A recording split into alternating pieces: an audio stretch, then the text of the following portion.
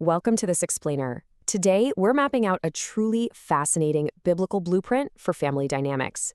We'll be digging into the source material to see exactly how it balances some pretty heavy human responsibility with divine sovereignty, especially when it comes to raising and eventually releasing children.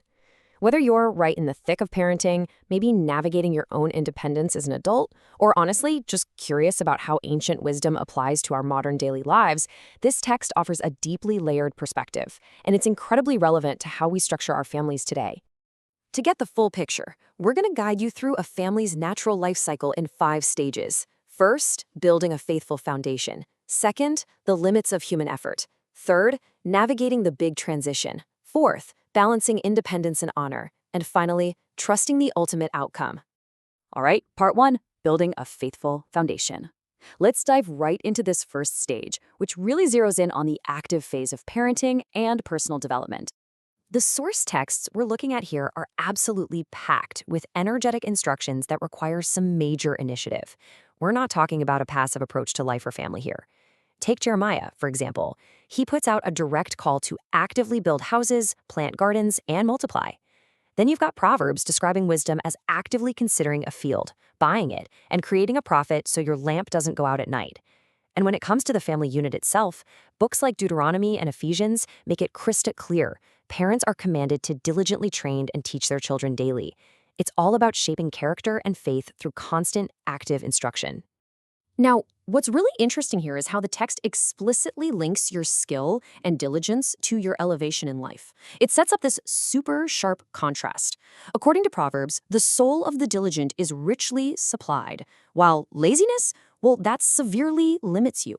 The sluggard craves and gets absolutely nothing. So at this foundational stage, the scriptures are pushing a very clear message. Get out there, be proactive, develop your skills, and steward your resources well. Part 2, the limits of human effort. Now, despite all of this active building, planting, and training we just talked about, the source material introduces some really compelling narrative friction regarding our human limitations. Basically, we aren't in total control. In this brilliantly illustrates our first major paradox. Success isn't guaranteed by just our effort or our intelligence alone. I mean, think about it. You could literally be the fastest runner in the race or the absolute strongest soldier in the battle and still lose. Why? Because time and chance happen to us all. Riches can vanish in a single bad venture. This reality is echoed again in Deuteronomy with a pretty stark warning. The text warns us against getting full, building beautiful houses, multiplying our wealth, and then letting our hearts get all puffed up to say, my power and a might of my own hand got me this wealth. The source material insists that life outcomes ultimately depend on God's sovereignty, not just on our own sweat and independence. Moving on to part 3, navigating the big transition. Let's see how all of this builds into the practical transitions of adulthood. Because, eventually those kids we actively trained do grow up. And we find that the text actually validates multiple, seemingly opposite paths for this next phase. We get this fascinating contrast when we look at the lives of the patriarchs. On one hand, you have a solitary journey. God directly commanded Abraham to leave his country and his father's house. And get this, he departed at 75 years old. Pretty surprising fact to consider. But through his obedience and some real hardship, he eventually grew very rich in livestock, silver, and gold. But then, on the other hand, look at Jacob. He ended his life surrounded by a massive, intertwined, multi-generational family, settling his father and brothers in the best of the land of Egypt. The takeaway here? The text doesn't prescribe some one-size-fits-all geographic model. Whether you stay closely integrated with your family or move far away to build something brand new, both are presented as completely valid outcomes of a faithful foundation. However, there is a definitive shift when it comes to marriage. Regardless of your specific living arrangement or your zip code, the source stresses that marriage inherently requires forming a new, independent household. Whether you move across the globe or live right down the street, the act of holding fast to a spouse means you have to leave that old primary family dynamic behind to truly become one flesh. Which brings us to part 4, balancing independence and honor. This is a highly nuanced dynamic in the text. How exactly does someone become an independent adult, form a new household, and make their own choices, while still obeying the biblical command to honor their parents? The crucial point here is that honor is a lifelong command. It doesn't just magically expire the second you turn 18 or move out of the house. The source text, stretching from Exodus all the way to Ephesians, makes it crystal clear that honor continues well into adulthood.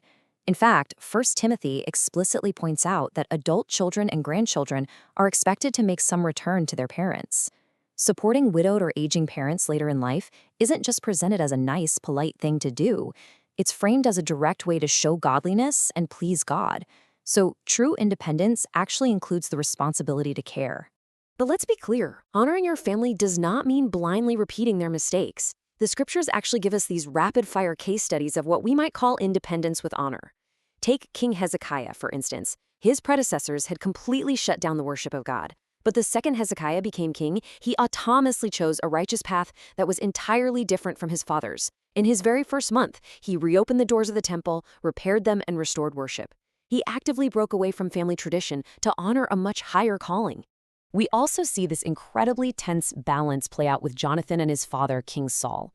Just look at this dramatic 3-day timeline. Day 1, Jonathan promises to sound out his father. Day 2, he assesses his father's genuinely murderous disposition. And by day 3, he completely defies his father to send David away in safety. He actively subverts Saul to protect the man he knew was God's chosen leader. Jonathan perfectly models how you can maintain a framework of respect, while still decisively parting ways with a parent's destructive agenda to honor God's greater plan. Finally, Part 5, Trusting the Ultimate Outcome. As we reach the resolution of our explainer today, you'll notice the pacing of the source material really starts to slow down. The text shifts our focus away from all those heavy human responsibilities, the building, the transitioning, the balancing, and gently moves us toward ultimate surrender. According to these scriptures, whether a child stays in a bustling, multi-generational home or leaves to forge a brand new path far away, it's ultimately God's sovereignty, not merely our own human effort, that faithfully finishes the work.